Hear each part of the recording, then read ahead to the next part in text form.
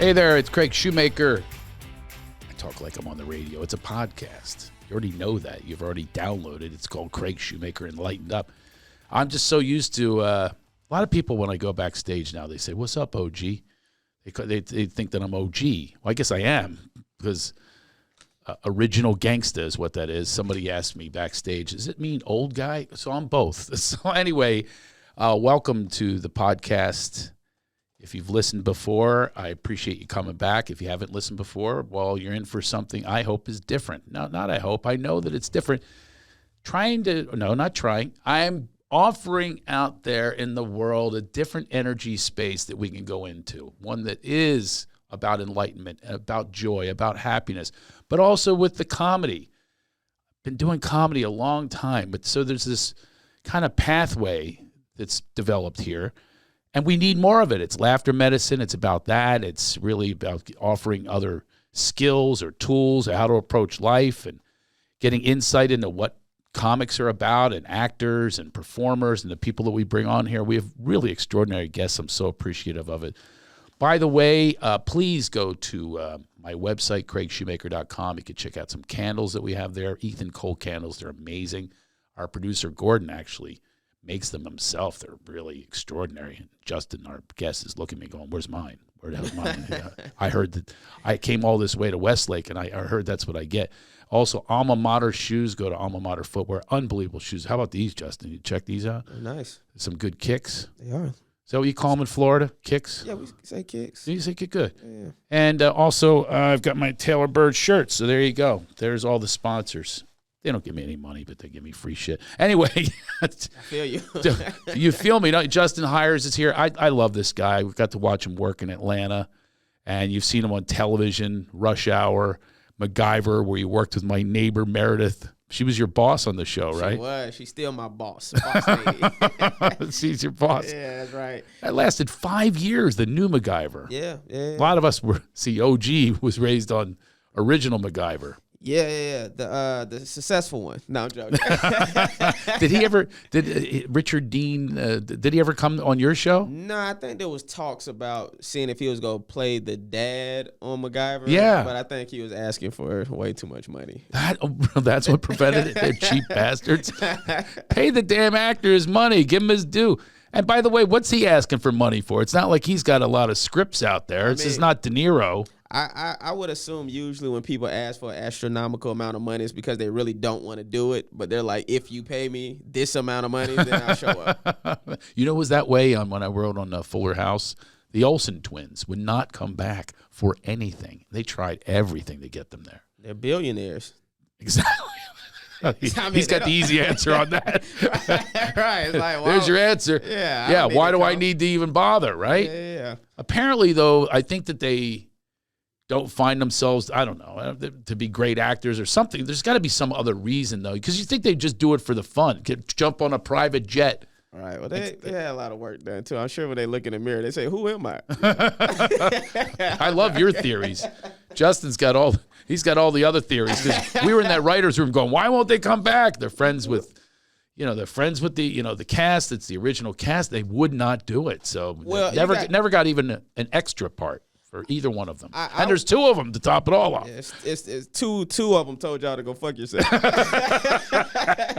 but I would assume, man, they were kind of stuck in that child mode for so long. Yeah. It's almost like Jaleel White with Family Matters. Like, I know him, yeah. You see, I doubt that he would want to. I mean, I guess it would depend on how much money you got. You see what I'm saying? They have billions, so they're not tripping. But if you don't, Urkel doesn't have. He doesn't have billions. Yeah, so the Urkel money ain't strong. So if they do a Family Matters revival, he might consider it. Oh, I guarantee he'll be the dad in that. Right. He'll do whatever. Yeah, I can't guarantee that because he's really trying to get away from that image for a very long time. He wants to be Jaleel. And by the way, a very good actor. He is. Yeah. I love him. Yeah. So a lot of these guys, that's what happens. I remember, suffered for that. This is OG, is Jimmy Walker. Do you know who that is? Yeah, Dynamite. Right, Paul. He did not want that for a long time, but now he's doing. He ain't making any money, so he's now doing like a like an old person's commercial, like some insurance, and he goes, "You'll think it's dynamite. He'll say that all day long. Where's my check?" That's right. I seen him in Allstate commercials. Dynamite. Yeah, sometimes you got to compromise the integrity if you want to pay the bills. You know, man, he stuck with that for a long time. He did not want to be called JJ or do dynamite. I mean, you know. It's a tough one, a tough call. See, this is what I've learned from past actors and musicians. So when I was doing MacGyver, I took all my money and I saved it. And then I went and invested in real estate because I never wanted to be in a position where I felt like I had to do something to jeopardize my I don't know, not my character, but whatever I was going for. I didn't want to feel like I had to jeopardize that. So I was like, let me take my money, invest in real estate so I have money coming in so I could then move the way I want to move. I wouldn't think that would be a jeopardize the character or whatever it was. I would think it would be jeopardize your stability. Because if you're in show business, it is not a stable business. It's based on what's your next acting gig. And I thought that would be your motivation. I know that's a lot of other entertainers. This is the other thing, too. It's like when you're concerned about money, you start taking roles that you may not actually want to do. Right. And so you're on these sets and you're thinking, what am I doing with my life right now? So that was part of the motivation behind doing that. You know, because then, you know, yeah. You look now up you can pick and choose. Now I can pick and choose because you know me personally, if you ever see me on Dancing with the Stars, know that something went. Wow, Dancing with the Stars. But that's your barometer right there. Now it's cool. When it first started, it was a wasteland. D.L. Hughley asked me on a golf course. He got the call when we were golfing. Should I do it? I said, yeah, why not? And boy, he suffered. I don't mean his career suffered. Right. He was sore. I mean, they work your ass out. Oh, he did it. I missed that season. No, he did it. Yeah. He said yes, he did it. So do have a lot of comedians, a Masked Singer. A lot of people are doing these shows because they're fun. Yeah. And I don't think they're considered. I mean, what do you think? Do you think somebody's on Larry the Cable Guy does? He was one of the characters in Rob Schneider in Masked Singer. Do you think that people aren't going to book them now because they saw them in this big costume? I think the Masked Singer is a popular show, and they've had a lot of top tier talent. On there. I think it kind of depends on the talent level that's around the project. Yeah. So they've had like A-listers on the Masked Singer. Yeah. And now same thing with Dancing with the Stars. But that's anything. The more successful something is, the more willing bigger names are going to be willing to come on board. And the agents get a hold of it, and the PR people go, this is a show to do. Exactly. They always recommend it to you. Exactly. So now if somebody's on Dancing with the Stars or the Masked Singer, then I mean, you know, if that's something you really want to do, then I don't think it's a bad How about you? Do you want to do the Masked Singer? No. He's about to say, because I can't sing, right? Can you sing? I used to have a singing group back in the day. Oh, man, you got to go on then. I'm going to encourage you. Get on that damn show, because then I can say to my kids, I go, I know, he's the prune. You see the prune? I know the prune. Yeah. I know Justin Hires is behind that costume. I would be like a Ninja Turtle or something. Oh, see, he's picking his costume out. Right? You heard it here, folks. If you see a Ninja Turtle on there, you're going to win the pool, the office pool. Because you're gonna know. So you are a singer. You don't want to go on there. I get a kick out of that show. I really do. I like the show. Yeah. Oh, you watch it too? Yeah, I watch the Masked Singer. How old's your kid? She's 8. Oh, perfect age to watch the Masked Singer. Yep. Have you ever guessed who it is? I've never guessed correctly. Really? Yeah. I have. Have you? Which one? Who? I actually have gotten to quite a few of them. Wow. The people that I know. Right. It's because I can hear their voice. I mean, I know them personally. Drew Carey, I knew it was Drew Carey. Oh, wow. Yeah, that was kind of. There was a few that were easy. A couple fooled me that I knew. I know Dr. Drew pretty well. I did not know it was him. Tom Bergeron, I knew it was him. Oh, I love Tom Bergeron. I met Everybody loves Tom Bergeron. Yeah, I know, right? It's one of those guys. It's unbelievable. He's beloved. Man, he's a great dude. I met him. I was doing MTV kind of discovered me early in college, and they sent me out to LA to do something, to host something. And I met him at some like award show gathering or something. Mm-hmm. He was super sweet to me, super nice. Gave me some words of encourement. He did? Yeah, man. God.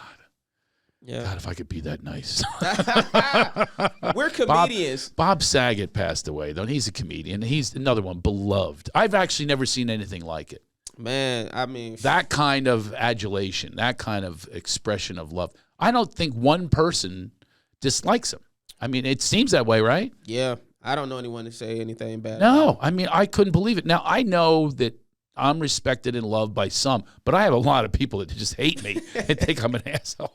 But so I know that for a fact. I don't think Bob, I wonder if he went out knowing that he was this beloved, or did he have some people that we don't know about? Well, unfortunately, most people don't know how much people love them until after they're gone. That is true. So they never really know the magnitude that they're felt. However, again, all comedians are assholes. I don't give a fuck. You think? I don't give a fuck how nice they are.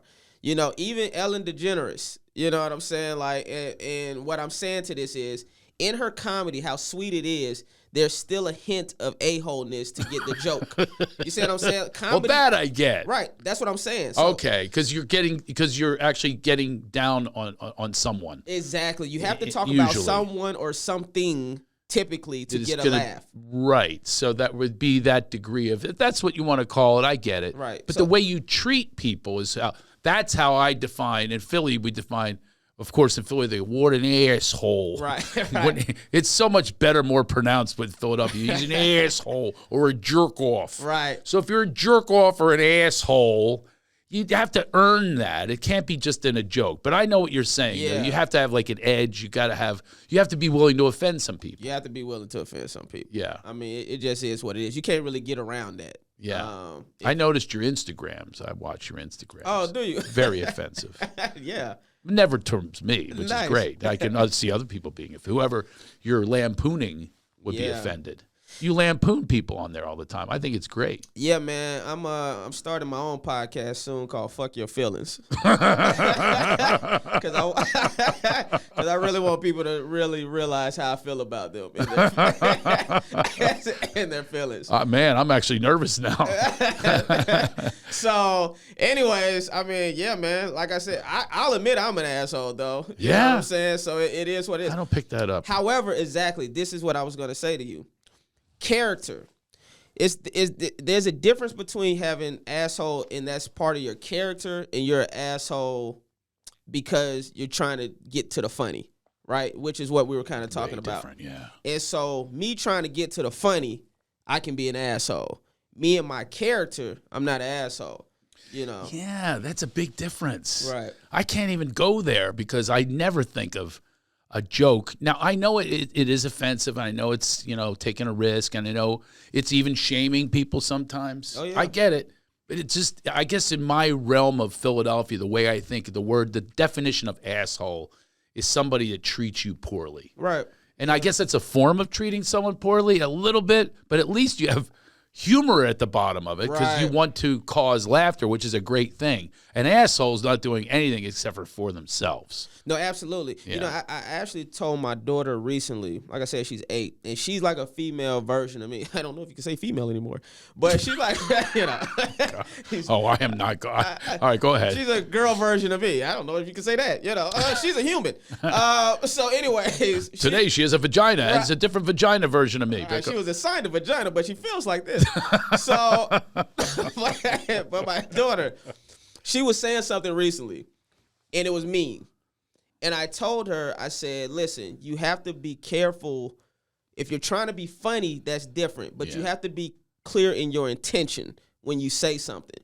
If you're saying something and you're trying to go for a laugh and it might have not hit the mark, that's one thing. But if you're saying something just to be mean, that's not cool. No. And so it's your agenda is really what it is. Yeah, it's your intention. What's your intent? Right, behind it. So if your intention is you want to hurt this person, you're being an asshole. You're being an asshole. But if your intention is to cause a laugh, and by the way, sometimes if you're busting on someone, in my town, that's love. Yeah. I don't know if you grew up like that. You ball bust, that means I love you. Yeah. That means that we have a connection, that we can do it to one another. Absolutely. And I want it back. Yeah, we roast each other. I mean, that's part of growing up as It's called kids. roasting now. Yeah, it's called ball busting where I'm from. But then again, I love Philly, man. Ovary busting? I mean, ovary busting. Yeah, because you got to go, I'm going to let you know you're officially canceled, buddy. It's so bad right now. Right. I'll tell you what, Justin, I'm doubling down on the opposite, though. I really am. Because I realize there is no president of the cancel culture.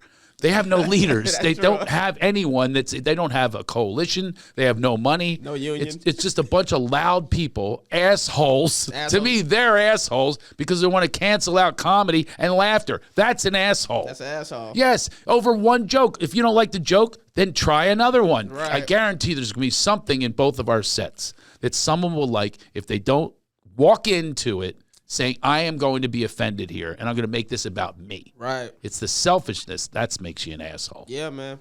Because I agree. we are not selfish. You understand? We really are about making other people joyful. Right.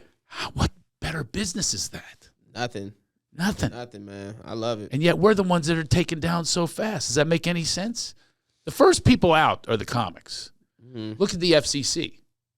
Yeah. Did you have a lot of standards and practices that would come around a MacGyver and say you couldn't say this or that? It's a very clean show. I felt like on Rush Hour, it was more so. Really? They was like, would a cop say that? Have you seen Rush Hour? Well, the movie you can say whatever you want. Yeah, exactly. The TV show you can't. Exactly. They have standards and practices and censors. See, this makes no sense. You can have it in a movie which has ratings, and we never have met the ratings board. We don't even know what the standards are. They're always sliding. We have no idea what it even means. This is my issue I've always had with censorship. You can't say everything you want to say. Like, let's say even like a network like TNT, right? I'll take a cable network like TNT or USA. You can't say everything you want to say on those networks. No. But they'll still show all the violence. They'll still show the gun shooting, the people getting shot, head severed. They'll show all of that, but you can't say fuck. I've been saying this I literally have a speech at my act about it. I said, so if it's about the kids and offending the kids, what do your kids see on TV, on the news? Rape, molestation, schoolyard shootings, the worst things, beheadings, the worst things you could and you think I'm going to fuck him up with a fuck bomb? Right. Like he's going to be on the top of a tower with a rifle. Craig Shoemaker ruined my life on the Tonight Show when he dropped an F-bomb. Right. Seriously. Right. F you all.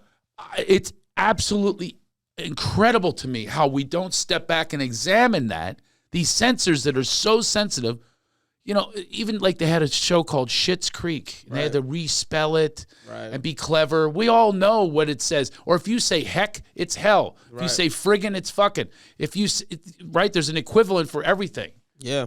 Well, see, I'm so tired of censorship. That's why when I go on stage, I just pull my dick out. Yeah. Oh, nice. You know, and I've been tempted to do that. You know, that way, you know, I just let the crowd know on top, like, you know what I'm saying? This is what you're getting. Yeah. Man, if I would have done it, that would have been you stealing from me, because I came up with that years ago, pulling my dick out. Man. But I didn't go through with it. You did.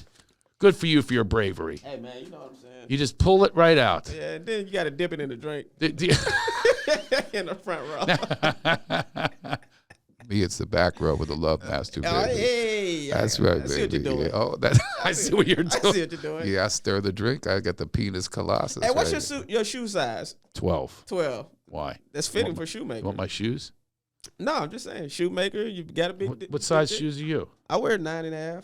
9.5. They look big as shit right now. Look like they actually shoes. do. They actually do look very large. I know. If I were you, if you don't want the clown thing, you don't go with white and red. Mostly white. No. That accentuates the clown thing. I have black shoes. Yeah, I look like a fucking bozo right now. I don't know if they can see them on. You can. The wide shot, you can. Wide shot. Yeah, the wide shot, you can see the shoes. But man, you've been at this a long time for being a young guy. Like your first part was at what age? You're not a child actor, are you? You probably wouldn't be alive. No, I know, right? I'm coked out somewhere, trying to fuck Mary-Kate and Ashley. Dipping your dick into them. Yeah, dipping my dick in there, drinking, getting me too'd immediately. Oh my God, Justin! I had to dip it in both drinks to be fair. That's true. Right. This is for Mary. This is for Ashley. My first commercial was high school. I did a McDonald's commercial. That's when my parents started believing in me. In Florida? In Florida. So I grew up doing Shakespeare in the Park. Yeah. So I told my parents I wanted to get in acting, and they put me in this acting camp, and the acting camp was like, you know, you want to audition for this Shakespeare in the Park role. And I did that. So, you know, I was the youngest, and I was obviously the only African-American because it's Florida. So I was I was 13 at the time doing that, and I went to performing arts high school. So while I was at this performing arts high school, I had got an agent in the area and sent me out on an audition for a McDonald's commercial. And when I booked the McDonald's commercial, and my parents saw how much money it paid, my parents was like, okay. Then they was all on board. It went from like being like some, you know, I don't know, like some pipe dream to like, oh, okay, maybe this is a legitimate thing. Yeah, yeah. And, and then when I went to college, that's when I booked my first 2 movies. Did they give you you have to have something to fall back on, a speech? Well, kind of. There's no guidance counselors in high school going, have you thought about comedy? Right, exactly. Have you thought about acting? No, they usually don't do that because they want you to be like legit businesses. In the meantime, let me tell you something, as a little inspiration. Sure. I am in the same business I've been in since I was 17 in high school. That's a blessing. Same business. That's a lot of high schools ago. And they always said you have to have something to fall back on. I fell back on this. Everything. If I'm in trouble in COVID or whatever, go back to stand up, even if it's on Zoom. So it's a skill that we develop, just like carpentry. You're always going to have that. Absolutely. And when did you start with comedy though? Because you did acting and then went into comedy. Yeah. So when I was in college, that's when I got on stage for the first time. I was 18. And my first joke went well, and then every joke after that bombed. I bombed my ass off. And then luckily there was a comedian in the back. He was like, man, I could tell you funny. You just got to get back on stage as soon as possible. Yeah. If that comedian wasn't back there, I might have would have never tried again. Wow. Yeah, I might have. Who is it? I forgot his name. I think his name. I know. Now you're an asshole. So nobody. that defines you as an asshole. This guy should literally be getting residual checks. I know, man. Oh, that is so wrong. I'm going to punish you. Tim. I want you to go home and you better contemplate in your meditation or whatever you do to become self-aware. You have got to bring this person's name up, and it's your. I need to find who it is. I'm mad at you right now. I know. I'm pretty sure his first name is Tim, but I can't remember his last name. Black or white? Black dude. Black dude named Tim. Black dude named Tim in Atlanta.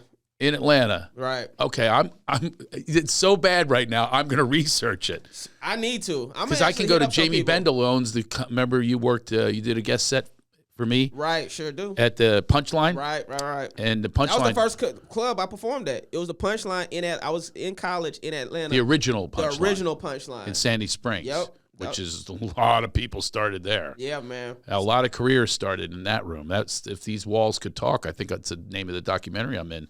It's like that place had everyone. Wow. Pryor was there. Robin Williams was there.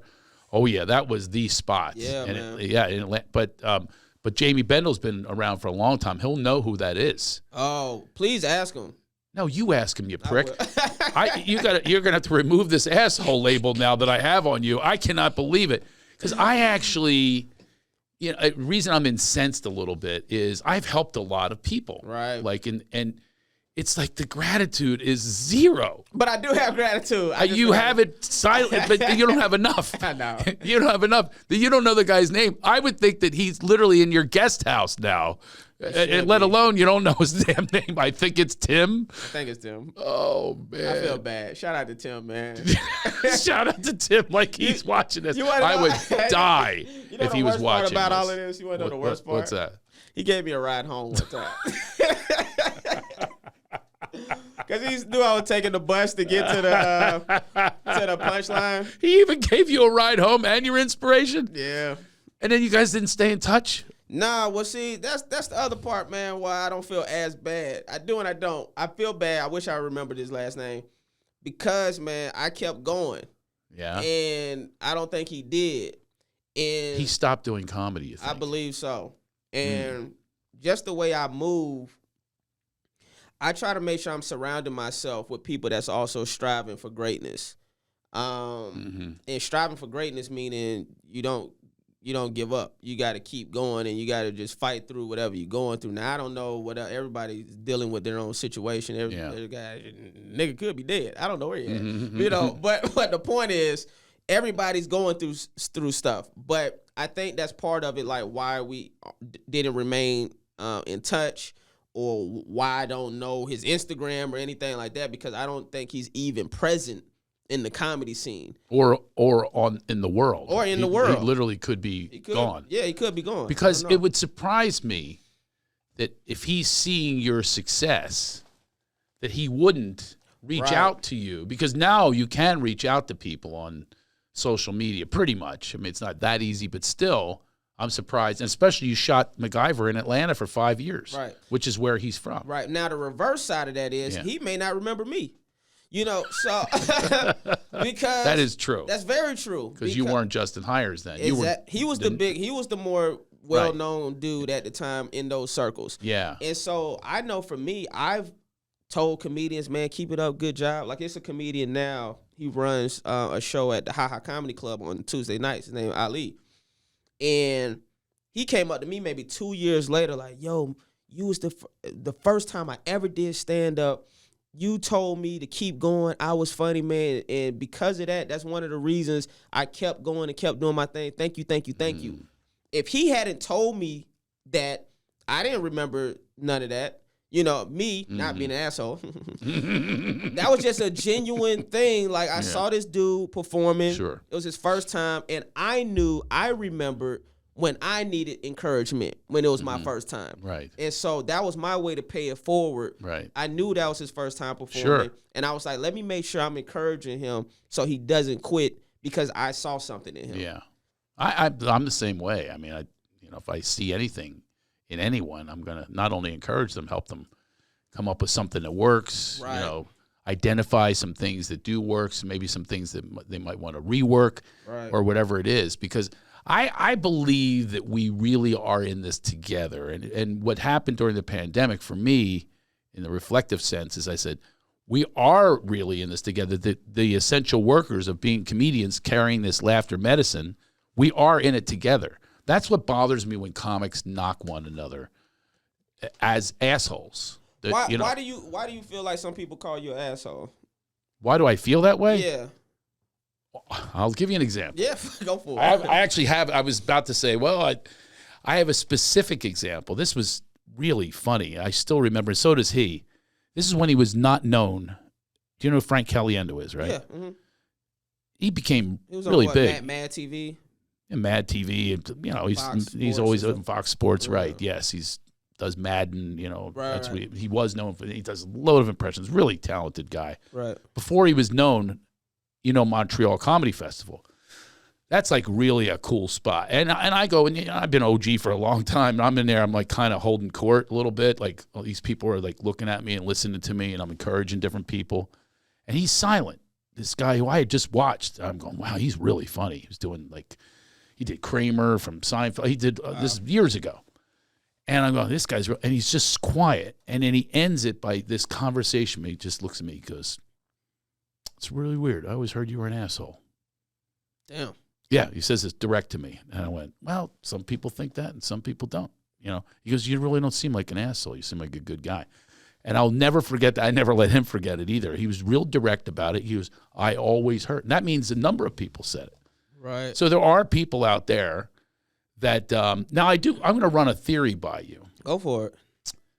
On who those people would be. Okay. They would be people that are like me.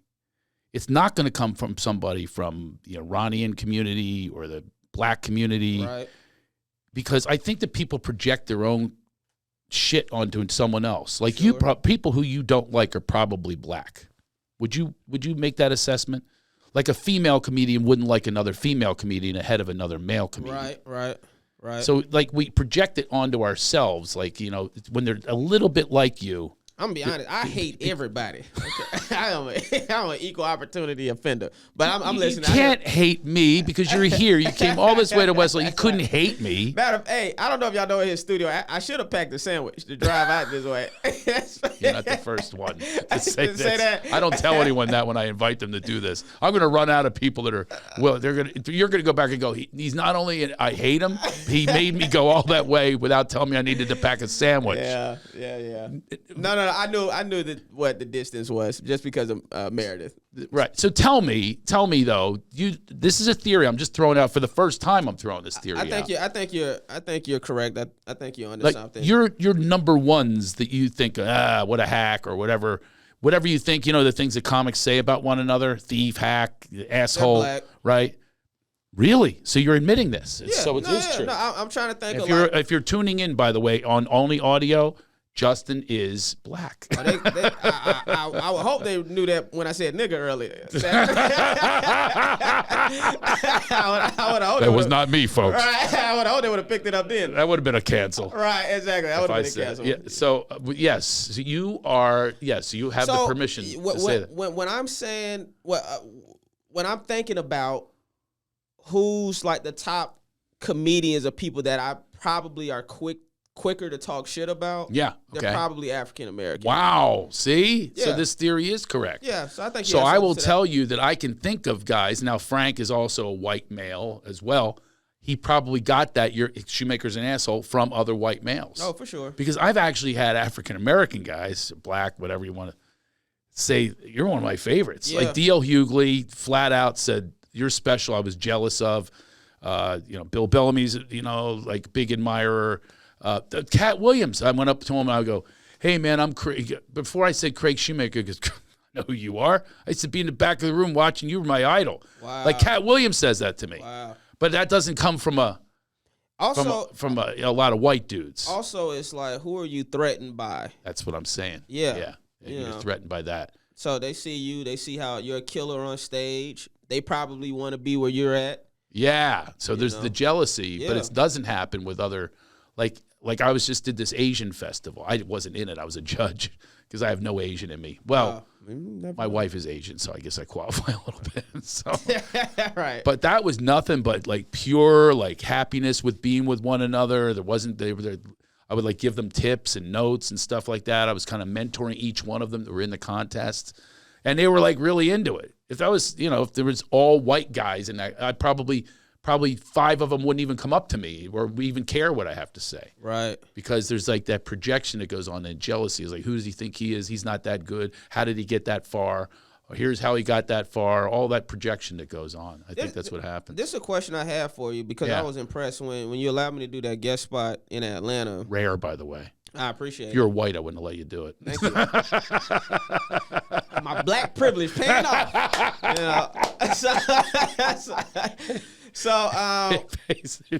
But it was packed. It was sold out. It looked like. Yeah, it was. Yeah. How long did it take you to build that fan base that you have on the road? Because you built that pre-social media, I'm guessing. That's a great question. Mm-hmm. And as a matter of fact, I've been asked the question before because back in the day, Dane Cook was the first to do it through social media. Right. I was the first to do it through literally postcards. That I would send to their addresses with stamps. I swear to you, I had a fan club. And some people are still in it. It was called Club Shoe.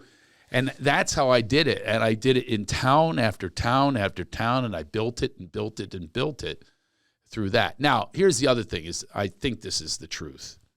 You're white. Everything's just handed to you. No, I'm listening. I grew up, quite frankly, with a much more black mentality. Yeah. Then I found out I'm 14%, so that's a whole other game changer. But that didn't. There's nobody that's going, oh, let's give that guy a chance because he's 14%. So let's cancel that out of it. But I worked really, really hard from poverty, no dad, no support, no nothing. You're black. Yeah. I'm just talking shit, people. No, I love that you are because that's actually probably why I have always had big time empathy towards minorities, especially black, because the person who I was with the most that showed me the love the most was African American, a woman named Myrtle. And she was just so beautiful to me in a time where I was struggling. I was kidnapped when I was a kid by a serial pedophile and didn't have a support system. Dad left when I was born, and he became a cult leader, and just like not a lot of love or bonding. I was just kind of like, my sister still doesn't talk to me. You know what I mean? Like that kind of thing. So I was like ostracized, had to find my way on my own. And I just kept doing that. And that's what motivated me to keep going. But I always thought to myself, it's a weird thought. If I was black, I'd be screwed. Yeah. Like I was a criminal, like big time criminal, felon. But I wasn't a felon because I didn't get caught. Because if I got caught, they let me go. But I thought if I was black, I'd still be in prison for some of this stuff. Oh, absolutely. That thought is on my mind all the time, which is why the empathy level is way high. That's why I get really angry at people are racist. They don't think that they are. They argue with me. And no, you are. Right. But we all are. We all are. Yeah. And it's good that it's innate. It's innate in all of us. There's something in there. But what's underneath all of it, even if I am racist in certain areas, even if it's racist on a positive level, like all blacks do this, that's why my dick is big enough to go and Mary Kate and Ashley Olsen's drinks. When I pull it out, it just flops out and doink. But no, I talk about that too, about everybody's racist. People got to cut the shit. Now that you know that, what can you now do to change it or act accordingly and try to do better? But don't, for you to just be like, I've never or done anything. Yeah, when you deny it or when you attack Black Lives Matter, I get angry at that. Yeah. How they're coming up with all this, they're a terrorist organization, all that. They've got all the information. Right. Well, you've been fed the information by people that want that to be true. Right. You're not. It's just like what we did in the Native Americans. I study a lot of that, by the way. Yeah. Native Americans. I don't know if you've heard this before. Like worse than blacks. Yeah, they were fucked. Like annihilated on their own soil and actually sent to Africa. I don't know if you knew that. I didn't know that. A lot of them were sent to Africa, so only the women remained. So then the slaves that were brought over here from Africa had sex with the Native Americans. That's how you have Creoles and all these Choctaws and all this. That's how that happened. Wow. But it was genocide they couldn't even own a drum. Damn. I'm not even exaggerating. Native Americans couldn't own a drum because that meant you were going to make war against the whites and they would kill you if you owned a drum. That's why in certain music you'll hear they have a drum beat in the guitar. They were allowed to have a guitar. You hear as they're playing the guitar. Oh, wow. It's like Johnson and people like that. They actually were doing a drum beat on the guitar at the same time. That's how bad it was for Native Americans, but we don't hear about it. We go into this denial mode because people don't want to believe that they're racist. You know what I was just thinking the other day? I'm like, who's currently writing our history books? Right. Because everything that we're taught is because somebody, typically white person, but history is told by the victor, right?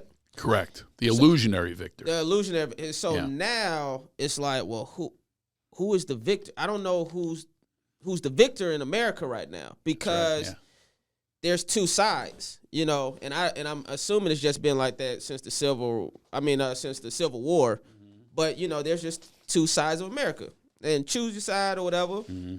So I don't give a shit about that. But what I'm saying is we have basically like if CNN wrote a history book and if Fox News wrote a history book, there would be two different history books. Exactly right. So I'm like, who's writing our history books right now? I'm going to tell you.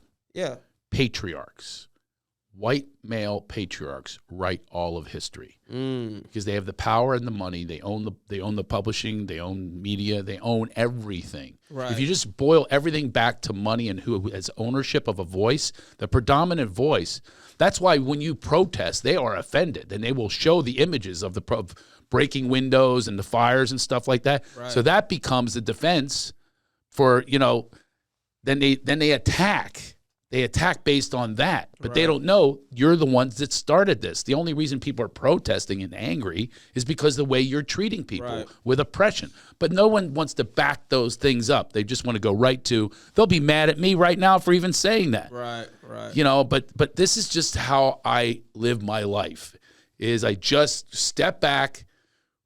How is this really? My experiences, the best love I ever had was from Myrtle. Right. And who's African-American and very African-American, by the way, what she cooked. Yeah. I mean, I went over and had fried chicken. Yeah. That's not racist to say that. That's just a fact that's what she made all the time. My daddy make it every Saturday.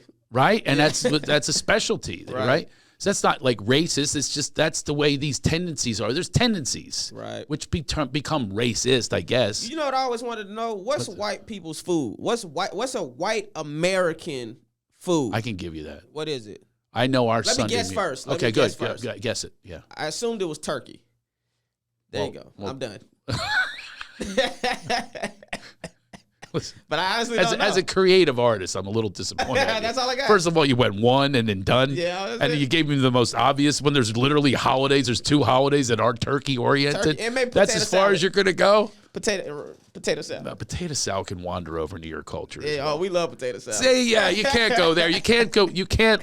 No, you can't have it both ways. I'll give you a couple. Yeah. One I hate now. I was brought up poor too. Mm-hmm. So there's poor people, white people food, and then there's rich people, white people food. Oh, okay. There's a difference.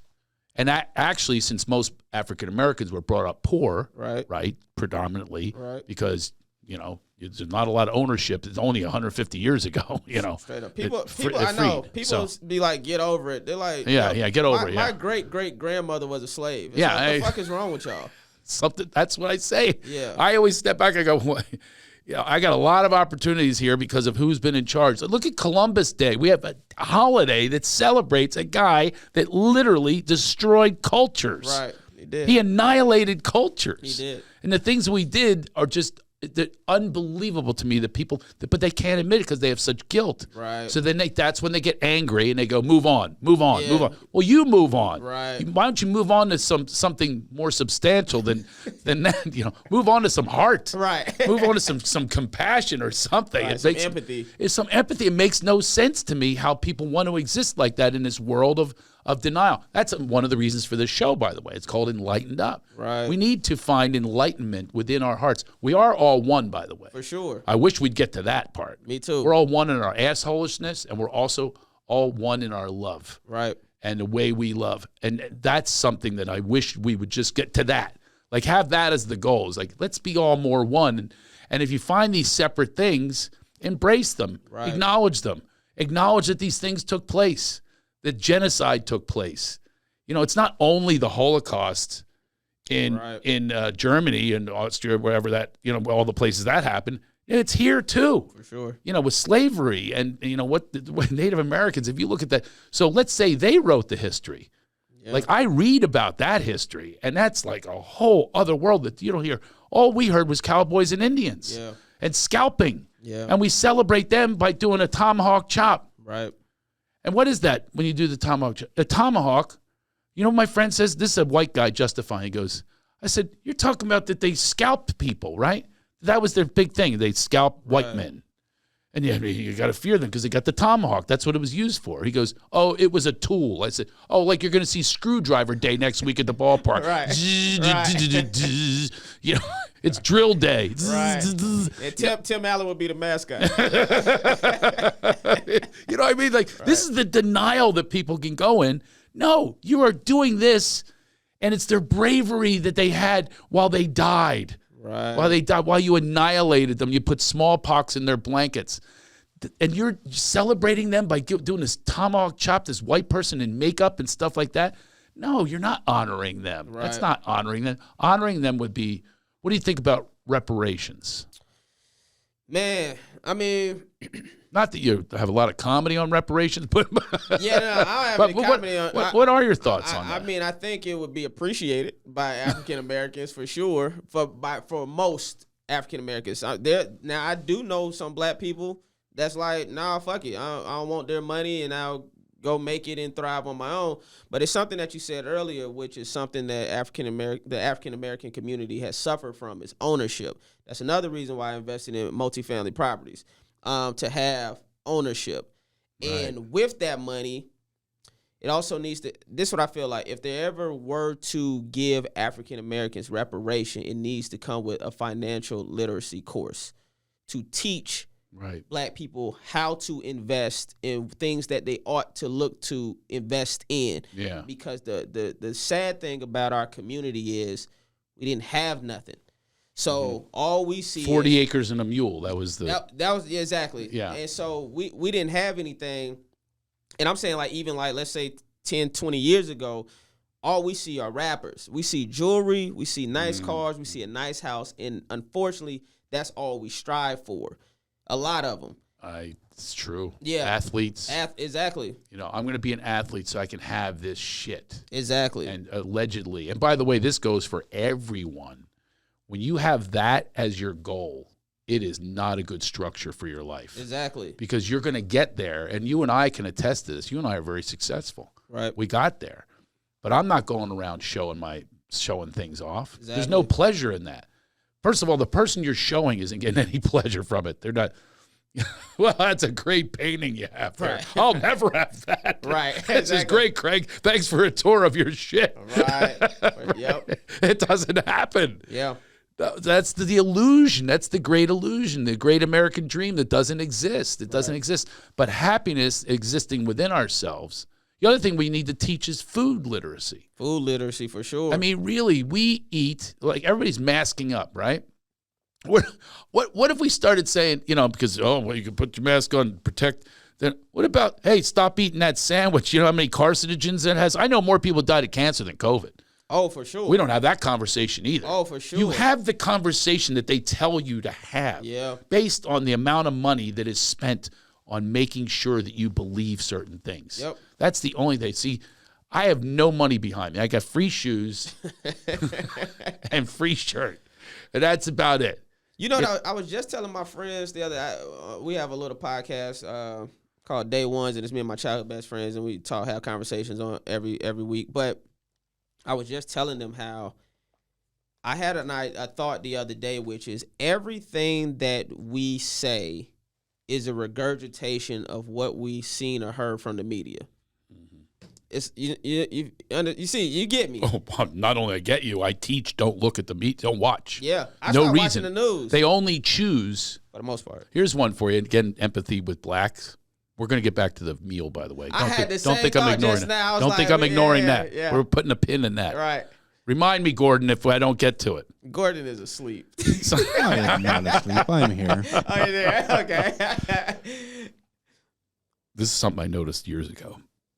They do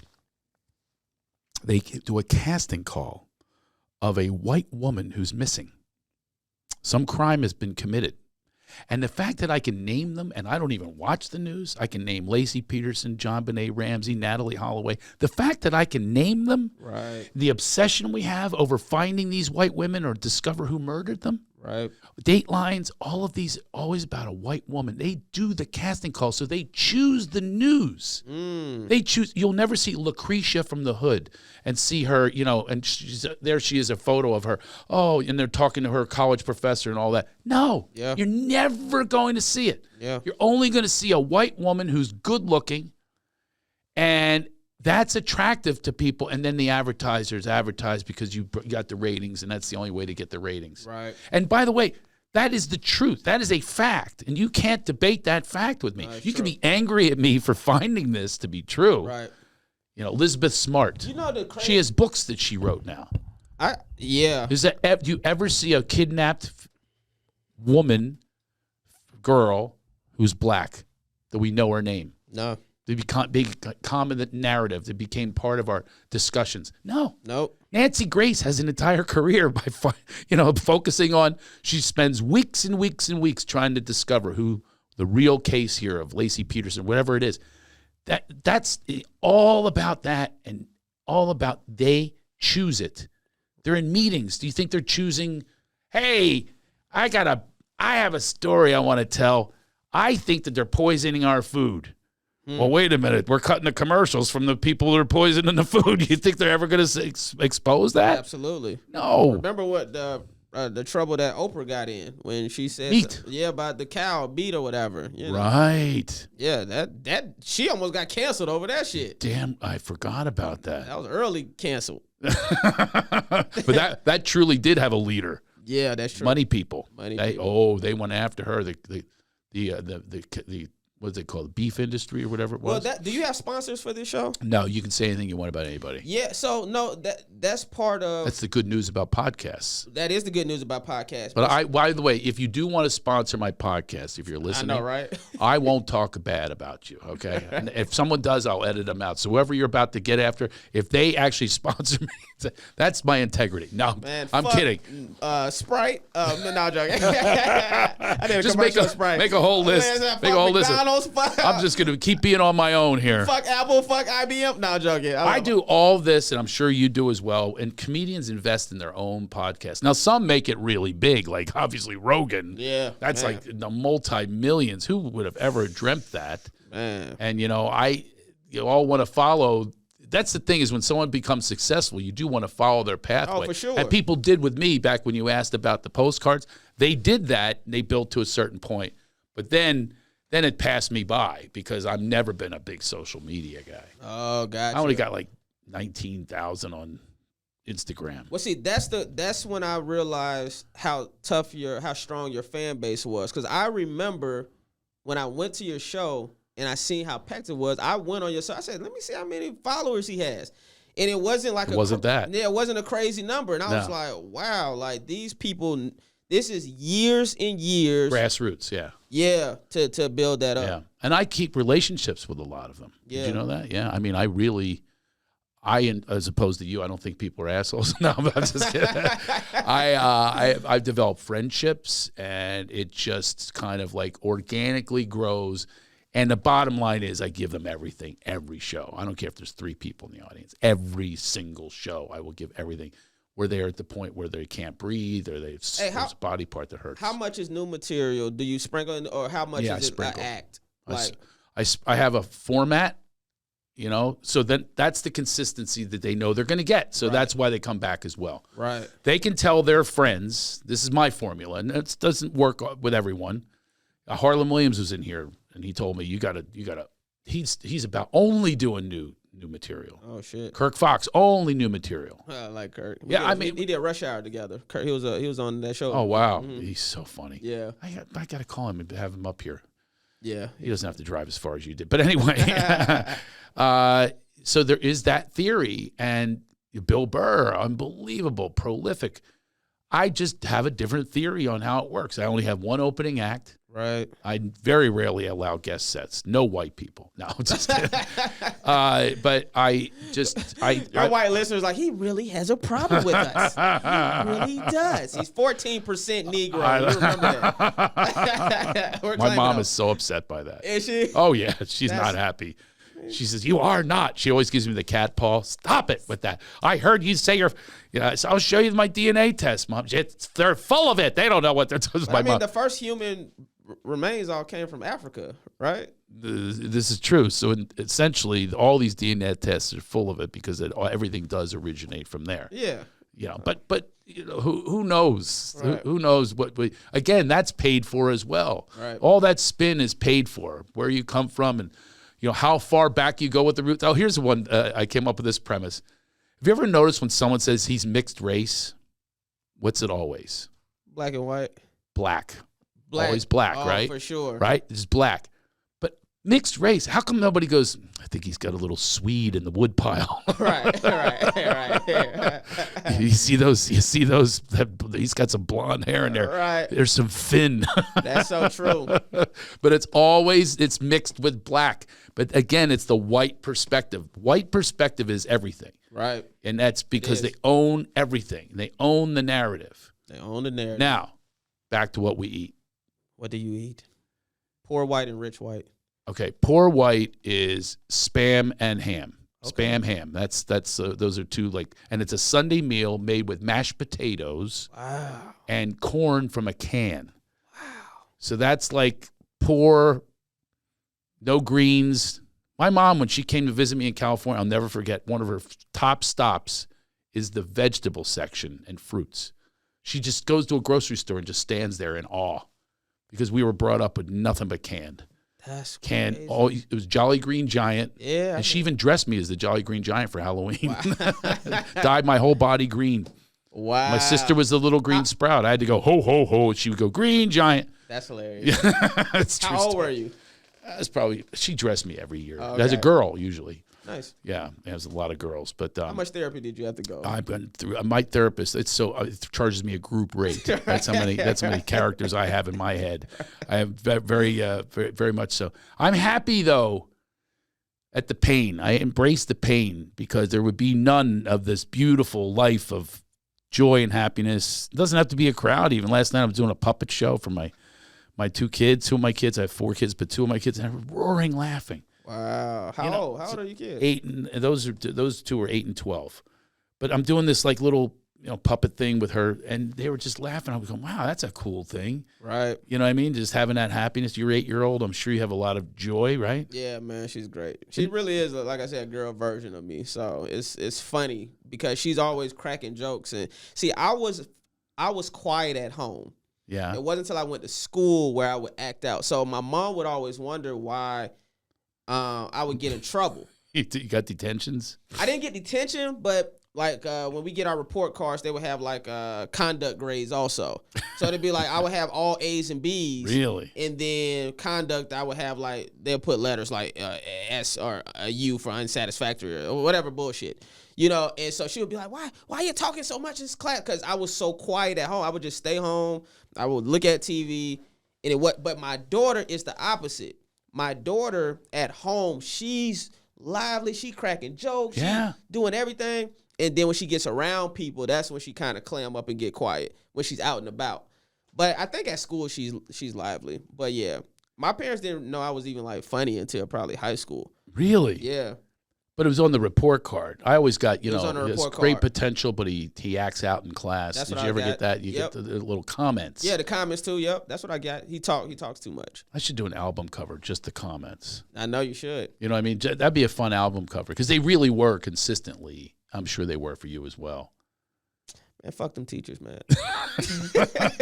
I'm still in touch with a lot of them. But you know what? This is my praise. You're going to hate me for this too because I don't know this teacher name. This teacher, it was a teacher. You don't know the name? Not this one. Not this one. It was my music teacher. Yeah. 5th grade. She's the reason I think she's the first person to see in me to be on stage. Wow. Oh, I do. Okay. I just say that just to piss him off. You did not just say it to piss me off. It was just the truth, and you know that it's the truth. And I'm making you feel guilty, and you're going to leave here, and you're going to do some research. I should. I'm not going to do it. That makes me even angrier. Tell me a grade and a subject, and I will tell you the teacher right now. I rattle it off as easily as right off of my tongue. You just give me a grade and a subject. Okay.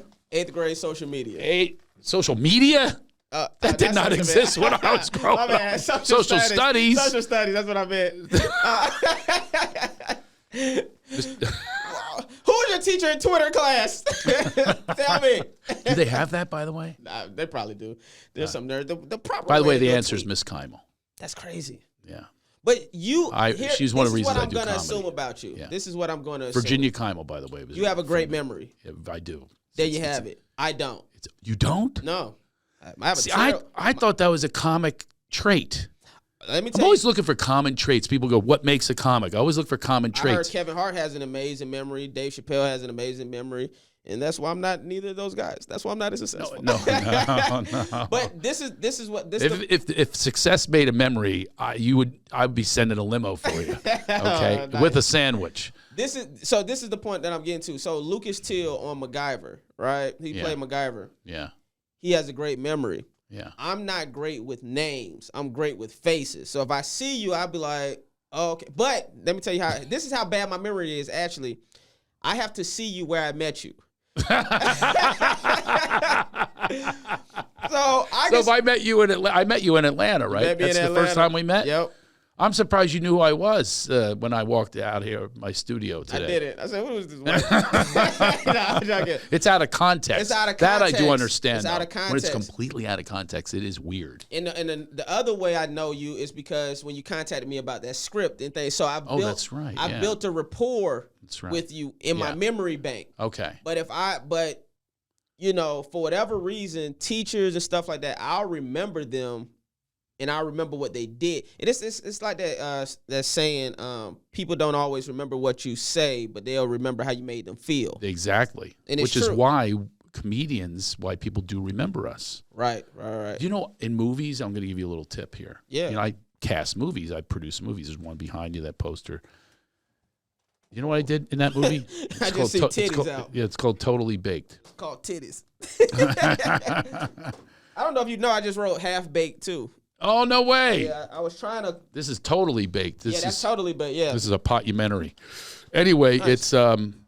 But anyways, use the tip. I cast probably out of 100 actors, probably 40 of them were stand-up comics. Do you know why? When they're promoting and they do radio or a podcast, people remember their name because they go, oh, that's, you know, whoever the name is. You know, that's Al Madrigal is in that movie. Wow. Al Madrigal. That's Al Madrigal. Not, oh, that's the guy who was in these other movies. That's that guy. Right. That's how you identify actors. Oh, he was in that movie.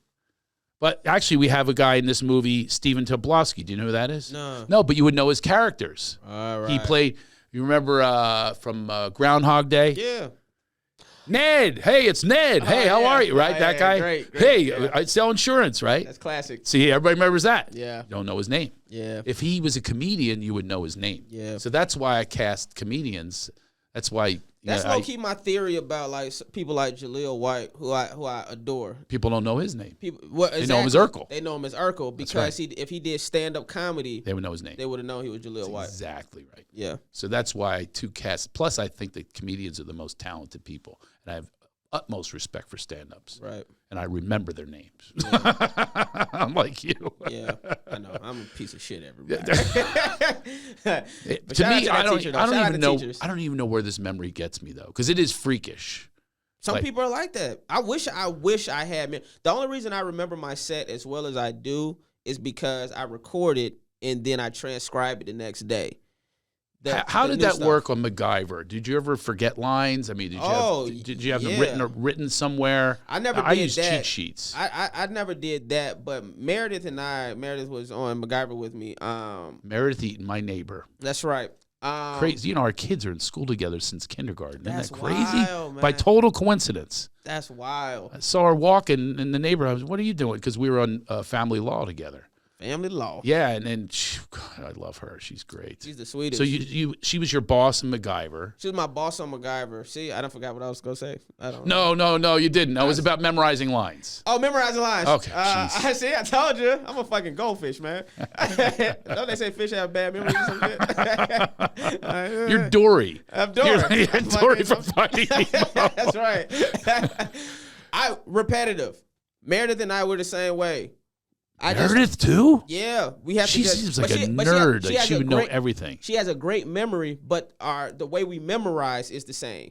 It is. And so yeah, we both have to just go over it, and then you got other people like a Kevin Hart, like my homeboy Lucas. They could just look at it a couple times. Or George East was on MacGyver. He could look at a script 2 times the size and have it down. Yeah. I heard Kevin Hart's the same way. I can't do that. I actually am not that way. Oh, okay. I'm more with you. Yeah, I have to just keep going over it. I have a friend who we're in acting class together, and he's on a soap opera. Soap opera people are amazing at that. Yeah. I did Bold and the Beautiful, and I literally had notes everywhere. Like I would act like I'm looking at a coffee cup, so I could lift up the coffee cup. There was a note under there with the next line. So I just memorized where the notes were. Because you don't get rehearsal time in soap operas. I don't know. You know that, right? No, they only just give you time to be a bad actor. There's a guy. This guy's a great actor too. His name's Christian LeBlanc, and he's on Young and the Restless. And we were in acting class together, and he would do a scene. He was just handed it 2 seconds before. I said, "What in the hell is that?" It's a muscle. Yeah, it's a muscle. It's a muscle that they work. Now, I don't do a ton of acting, so that's why I was curious about your memory process. Do you have any great bloopers? Can you think? Do you guys have blooper reels? Oh yeah, man. But I mean, who knows? They show them at the rap parties. They show them at the rap party. I mean, the funny one that Meredith and I always talk about is there was a scene where we had to grab a bunch of money or something, and they were saying like how dirty money is, like the germs that's on money. And so Meredith, she's a little person, and so in the scene, like I kind of like wipe. It's like the camera, because she's standing there, she can't tell that I'm wiping my hand on her shoulder or something like. So because I just got done touching all the money. And so then I just kind of like wipe it on her shoulder, and then she looks over at me.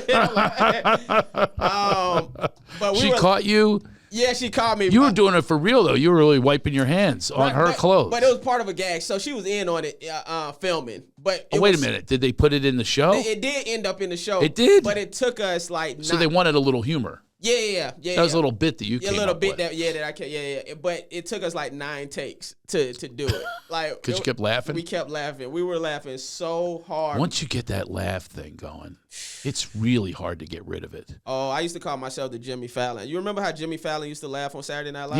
Yeah. I was the same way. Like, man, I would break so easily because I'm a fan of comedy, and so when I see something funny, like it's just in me to laugh, which is it's a problem when you're an actor. Also. The problem is when you look at the person and you're acting with them, and you look into their eyes, you're thinking what they're thinking. Right. That makes you laugh. Where you see them struggling. Right. Like the camera's on you and it's not on them when they got that. What's that called? When they're the reverse. Right. Because it's single camera. Yeah. You worked on single camera. But we have multiple. Yeah, it's technically still single camera, but we have multiple cameras. She's looking at you. She knows the camera's not on her eyes. Right. And she's giving you that look and fucks with you. I mean, I had that happen in a play once. I could not control myself. So then he leaves the stage, and I hear him back there let it out. Wah! And I'm left alone on the stage. I can't control myself. It was horrible because I knew what he was thinking. Hey, where are you at when it comes to acting? Is that something you still want to pursue, or are you like I just want to produce? I love producing. I just produced a series in Philly. It's a business show, believe it or not. Nice. I love producing. I love putting things together. Really, really get a kick out of it because of my connections and contacts, memory. Right. Because I know who's here and who's where and who can do what. But I really do love acting, but I don't pursue it. Right. Yeah. Why? Is it because of the rejection of like putting yourself on table, going to an audition room and not booking stuff? Or you just like it's annoying. It's really the rejection process is annoying because you want to go. Hey, why? What can I improve? They don't give you that. They don't give you any of that. It's really a ridiculous occupation when you think about it. It is. Yeah, you're putting yourselves in their hands. You don't know what they're looking for. Their mandates change all the time. It's so illusionary. Who they do cast is who has the illusion of heat. Exactly. They check your Twitter numbers and your social media numbers or your Instagram. Yeah, they check that now. So it's like, I have way more talent than most of the people that they cast. And for sure. But what does that thought do for me? It does nothing. So I kind of like really don't pursue it. I'll take a few auditions here and there. Obviously, I'd take an offer. Yeah, exactly. Which I think should be more, but it's not. So what I do also is I write myself into things. Yeah, I got a couple movies that are coming up. Do. Yeah. Yeah. So you know what else I do? I cast friends. So I'm going to cast you in the next thing I do. Well, you were the first call that I made about directing. Nice. When I was producing something, I called you. Right. I appreciate that. Man. I don't know whatever happened to the guy. You say he just disappeared, huh? He disappeared. You too? He disappeared for you too. Yeah. Yeah. I don't know if he's even alive. Yeah, you told me that. Yeah, I wasn't gonna say that. You're like, I don't know if he died of COVID or what. I have no idea. He never gets back to me. He paid me a couple bucks to help him develop the script and stuff, and it needed a lot of work. Who do you have influences that you looked up to? It did need a lot of work. It made a lot of work. Yeah. It's called a page 1 rewrite. Page 1. Wow. At least I said 12. I got through the first 12. It was good, and then it took a turn for the worse. But it definitely needed a lot of work. But he was in a little bit of denial. Yeah. No, I think it's good. He was a super sweet guy. Super sweet guy. Yeah. But which is very important to me to work with good people, with nice people. Right. That's why I got together with the guy. I was going, I like this guy.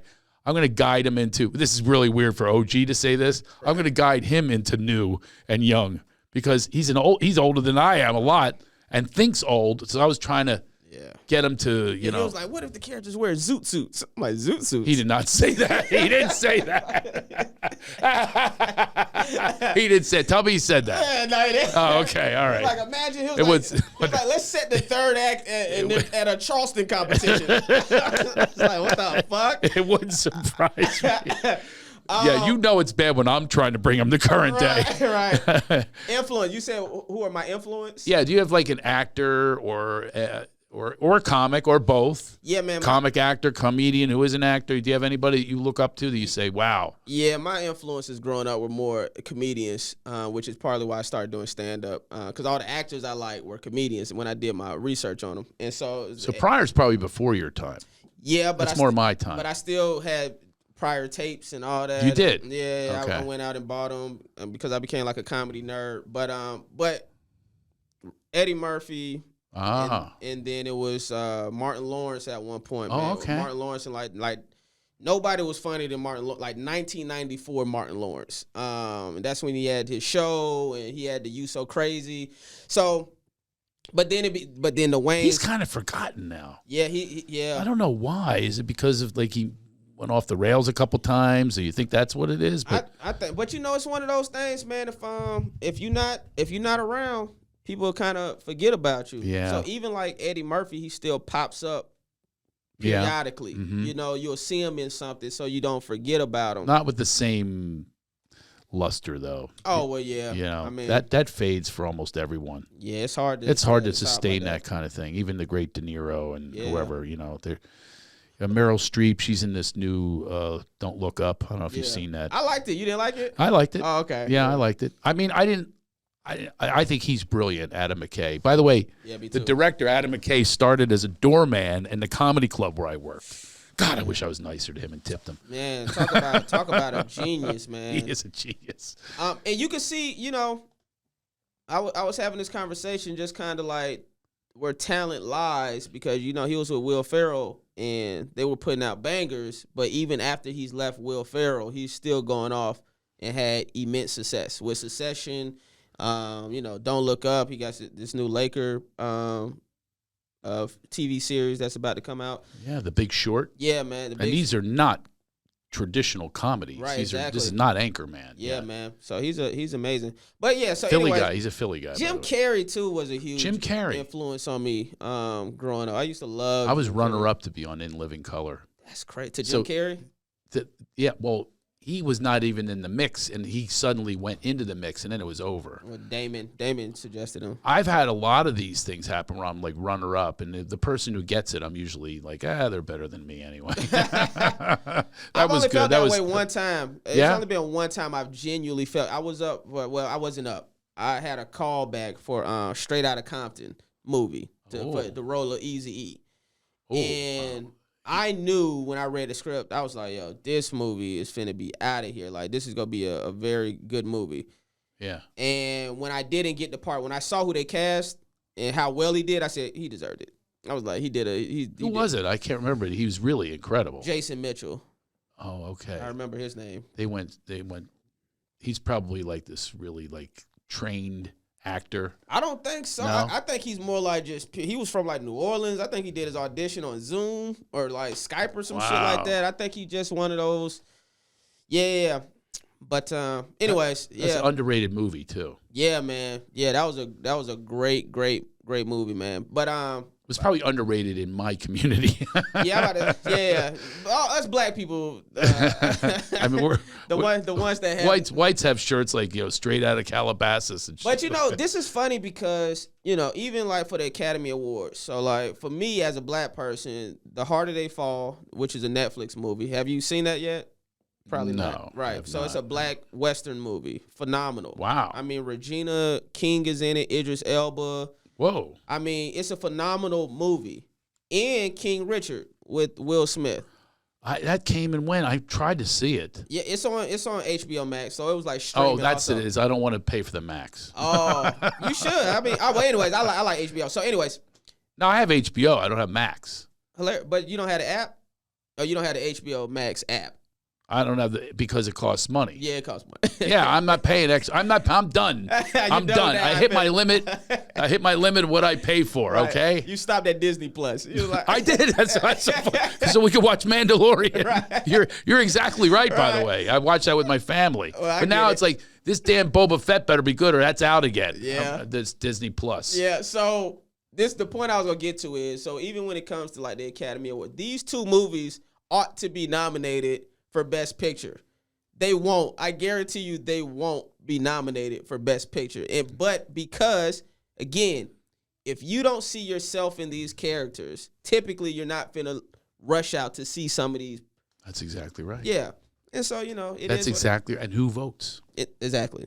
What about that Moonlight? White people, if anybody missed that. He just asked who votes. They're like, who does vote? There's somebody. What about the one that did win? The year that he got it wrong, he announced it wrong? Oh, Moonlight. Yeah. I never saw that. I saw it. And? It was a good movie. It was a really good movie. It won. It won. There you go. But, even stuff like that, man. Black people have theories about, the shit for us that win. I love to hear your theories. Well, black people, we typically feel, it's either African-American is playing a villain or some type of slavery, some subservient character. Yeah. So 12 years a slave, it's like the white people voting feel bad. And it's like, it's just like voting for Schindler's List. Exactly. It's a Holocaust movie and it's the right thing to do. Right. I just think there's so much of that's going on anyway. Here's the one big bugaboo I have, and my kids are laughing at me. This is when I turn into Archie Bunker, and I don't care. Right. The diversity casting is so ridiculous right now. It's so phony. I agree. Because you do. Good. I'm glad you. I'm going to tell my kids. A black man agreed with me, kids. It's true. Because I'll go. You look at these commercials. There's a Gap ad. It's like, okay, let's have two guys kissing. There you go. Check. An Asian with a black guy. Check. It's everything except now. And boy, DL like yells at me. I go, there's no parts for white guys. Even on his show, I played a racist. The only thing I can play now is racists, and So anyway, a sheriff, you can play a good racist sheriff. Which is the part I was going to play in that movie I sent you. But anyway, seriously, I was. But anyway, that's what. So and DL's like, I feel really bad for you. No, I'm just making a statement of fact that's what's going on now. There's this whole reversal. Now, my opinion is they're going to go so far because people feel phony. When they smell phony and this bullshit casting that you're doing, these are people that would never be together. Exactly. This group of people would never be assembled. You don't call your guests for your party. Like, you've never called me for a party. No. He gave me the look like, no, and I never will. You totally did. Yeah, but it's true. That was a joke that was in my head, but I didn't say it. You're a great comedian. And I'm an asshole. That's a good way to wrap it. Anyway, hey, where can we find you on social media? It's all Justin Hires, like tires, but with an H. Nice. Hires. He knows how to, you got that down. I Okay. know, right? Justin Hires. He does really funny Instagrams where he's an asshole. He makes fun of people. So go check him out. And I hope you had a great time today. I certainly did. How fast did that go by, okay? Flew by. I'm going to buy you a sandwich and you can go back to wherever the hell you live. But, I live under a bridge. I'm going to do you a favor. I'm going to call some certain places we talked about earlier. I'm going to get you booked there. So there's your gift for coming all this way. I appreciate that. I do appreciate you coming too. You're the man. I had a great time hanging with you today, and I expect an invite to the party, or at least a family barbecue, because now that I'm 14%, And guess what? Not only am I inviting you to the party, when you get there, I'll have Spam and Ham for you. No. You know what? Spam and Ham? Oh, no. Oh, you're Rich White. Did we ever say Rich White? We never said Rich White. Let's end on that. What's the Rich White food? We didn't. Roast beef, a good roast beef. Oh. Yes, a good roast beef with au jus or gravy. That's more rich people. And of course, steak. And definitely steak. I know about steak for y'all. Yeah, well, yeah, you got to have, good, of course I married a vegan and then she taught the kids. So now I'm like Mr. Lone Meat Eater now. So I can't stand it. So here I made it and I can have my meat and I have no one to share the damn meat with. They're eating all flour and sugar. These kids eat horrible food. That's a whole other topic. Don't get me started. All right. Anyway, Justin, real pleasure having you here.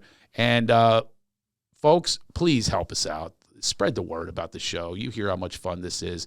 These are conversations that other people just aren't having these conversations. For sure. And so spread that fun around. Really, we depend on you. Justin was asking me earlier, how did I spread the word about it? It was grassroots. This is the same thing because I'm not that great with social media. I depend on you. You have a good time. Tell a couple people. Make it like Amway. Amway or multi-level marketing, a pyramid. Tell 6 people, and then they tell 6 people, and that's how we spread the word. We're offering something that's different than's out there. We talked about this earlier, these white patriarchs that own everything. They're just manipulating your mind. They don't want you to have your true spirit, your true joy. We do. That's our agenda, even if we're assholes about it. Anyway, I hope you had a great time. Remember, everybody, enlighten the fuck up, will you? Straight up.